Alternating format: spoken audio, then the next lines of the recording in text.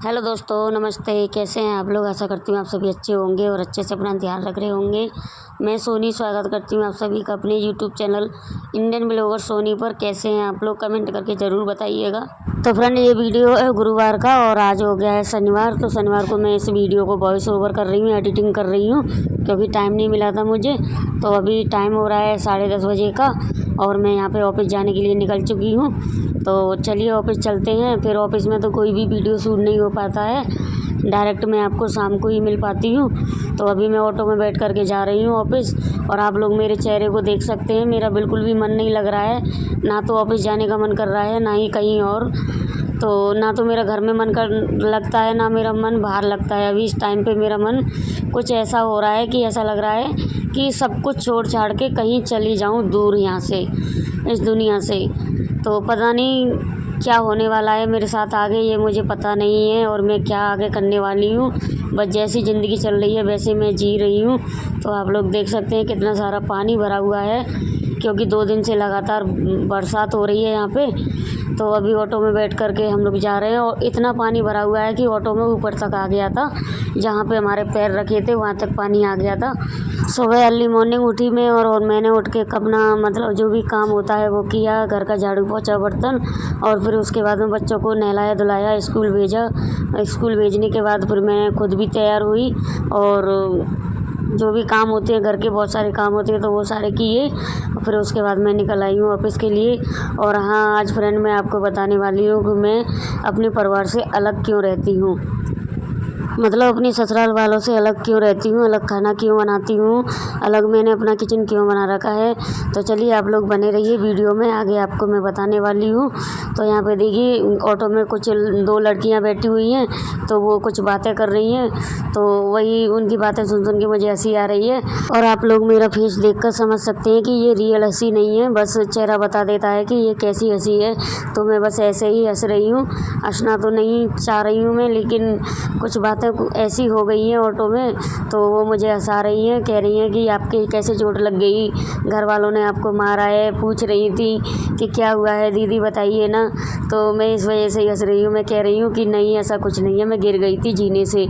तो आप लोगों को तो पता ही है, मैं पहले ही बता चुकी हूँ कि मेरे कैसे चोट लगी है, क्योंकि घर में झगड़ा हो गया था ससुराल वालों से, तभी ये मेरी चोट लग गई थी। लेकिन मैं सभी लोगों को कैसे बता सकती हूँ।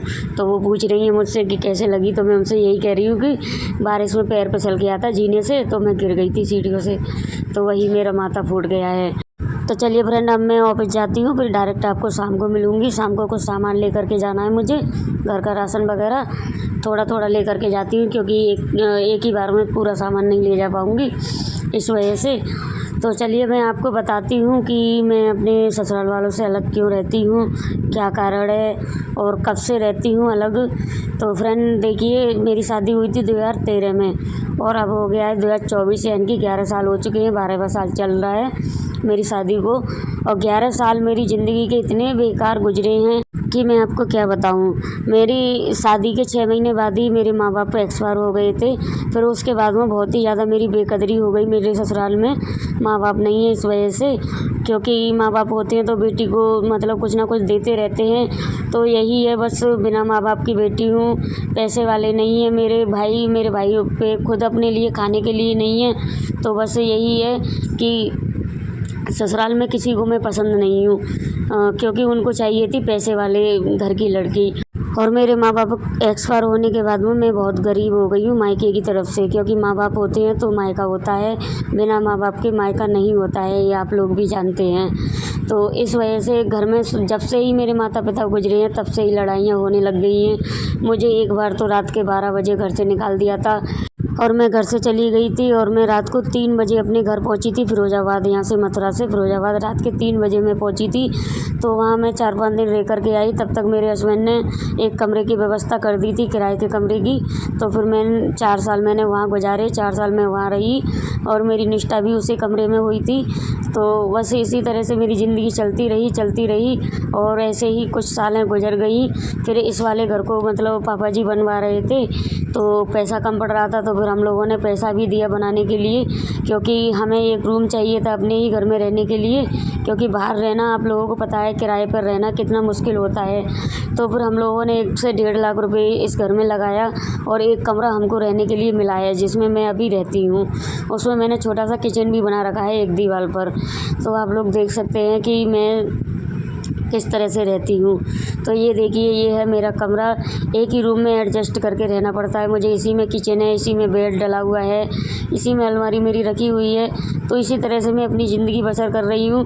और कहते हैं ना कि एक लोग की कमाई से कुछ नहीं हो रहा है आज के ज़माने में, क्योंकि बच्चों की पढ़ाई लिखाई बहुत ज़्यादा महंगी हो गई है। बहुत सारे खर्चे मतलब एक्स्ट्रा खर्चे हो गए हैं। तो इस वजह से मैं अपनी हस्बैंड की हेल्प के लिए नहीं तो क्या, अपने खर्चों के लिए, यानी कि अपने खर्चों के लिए और अपने बच्चों के अच्छे भविष्य के लिए बाहर जॉब करने के लिए जाने लगी हूँ।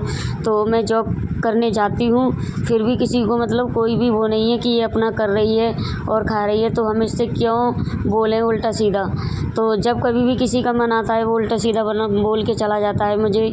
और मैं आप लोगों को बता दूं कि मैंने इस घर में मैं रह रही हूँ तो बहुत सारी गालियाँ मुझे सुनने को मिलती हैं। बहुत सारे लोग मुझे कुछ ना कुछ सुना के चले जाते हैं, पूरे परिवार के लोग। और मैं अकेली हूँ, क्योंकि मेरे माँ बाप नहीं हैं। आज मेरे माँ बाप होते तो शायद मैं इतना नहीं सुन पाती। कहते हैं कि तू नंगा खानदान की है, तेरे पास कुछ भी नहीं है। और तो बताइए फ्रेंड, मेरे पास कुछ नहीं है, लेकिन मैं आपसे मांगने तो नहीं जा रही हूँ।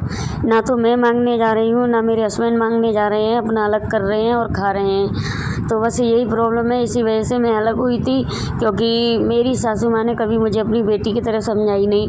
उन्होंने हमेशा यही बर्ताव रखा है कि ये पराए घर से आई है, ये कूड़े से उठ करके आई है। हम लोग इसको कूड़े से उठा करके लाए हैं, तो इसको हम कूड़ा बना कर ही रखें। उन्होंने इस तरह से मेरे साथ बर्ताव किया है शुरू से ही, जब से मेरे माँ बाप ख़त्म हुए हैं तब से ही।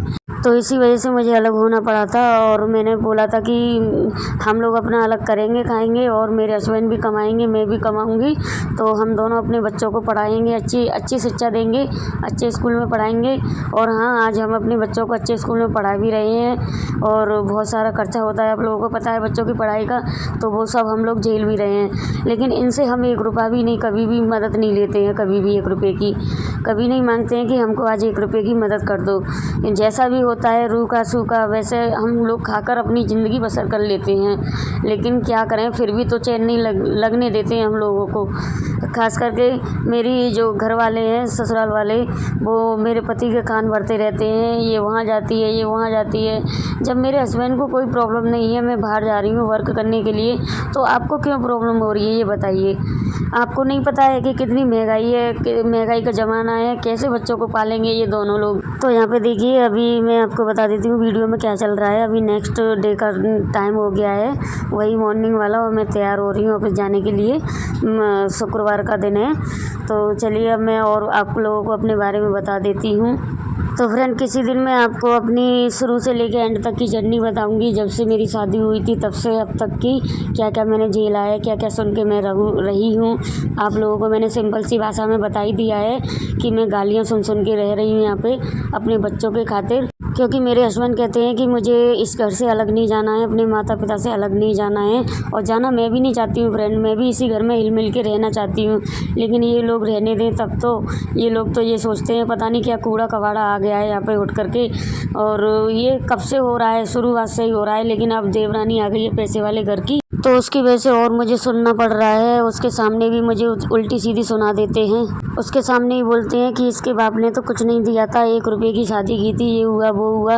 और फ्रेंड, मैं आप लोगों को बता दूं कि जो सामान मतलब अब माता पिता अपनी बेटी को देते हैं, वो सारा सामान दिया था, एक बाइक छोड़ करके और सोफ़ा सेट छोड़ करके, बेड, अलमारी, टीवी, फ्रिज, सब कुछ दिया था। जो भी मतलब दिया जाता है, जैसी उनकी स्थिति थी, जितना उन पे हो पाया उतना उन्होंने मुझे सब कुछ दिया। लेकिन फिर भी इन लोगों का पेट नहीं भरा। फिर भी ये लोग कहते हैं कि 2 कौड़ी का सामान दे दिया है, बिल्कुल बेकार सामान है। तो फ्रेंड, मैं आप लोगों को बता दूं कि बहुत ज़्यादा बीमार थे मेरे मम्मी पापा मेरी शादी पे, और शादी के 6 महीने बाद ही एक्सपायर हो गए, क्योंकि बीमारी बहुत ज़्यादा बड़ी थी। इस वजह से जितना सारा हम लोगों ने पैसा शादी के लिए इकट्ठा किया था मेरे माता पिता ने, वो सब उनके इलाज में लग गया। और जितना थोड़ा बहुत बचा उससे शादी कर दी उन्होंने। और मेरी शादी करने के बाद 6 महीने तक वो लोग जिए, यानी कि मेरी मम्मी 6 महीने बाद एक्सपायर हो गई। और मेरी मम्मी के जाने के बाद ही मेरे पापा ने मतलब बिस्तर पकड़ लिया, और मेरी शादी के 10 महीने बाद ही मेरे पापा एक्सपायर हो गए। तो बस यही कहानी है मेरी। तो फ्रेंड, अगर आप लोगों को मेरा ब्लॉग है और मेरी जो कहानी है वो आप लोगों को पसंद आई हो तो लाइक कमेंट शेयर ज़रूर करिएगा। मुझे आप लोगों से बहुत सारी उम्मीदें हैं, मैंने बहुत सारी उम्मीदें आप लोगों से लगा रखी हैं कि आप लोग मुझे सपोर्ट करेंगे। शायद मैं अपने बच्चों को अच्छा भविष्य दे पाऊँ आप लोगों की वजह से। तो बस इस वजह से मैं आप लोगों से बार बार रिक्वेस्ट करती हूँ कि प्लीज़ प्लीज़ प्लीज़ मुझे सपोर्ट करिए और मेरा साथ दीजिए, जिससे कि मैं इस घर से निकल कर अपना एक अलग घर बना सकूँ। ना मैं इस घर में रहूँगी, ना मुझे सभी लोग गालियाँ सुनाएंगे।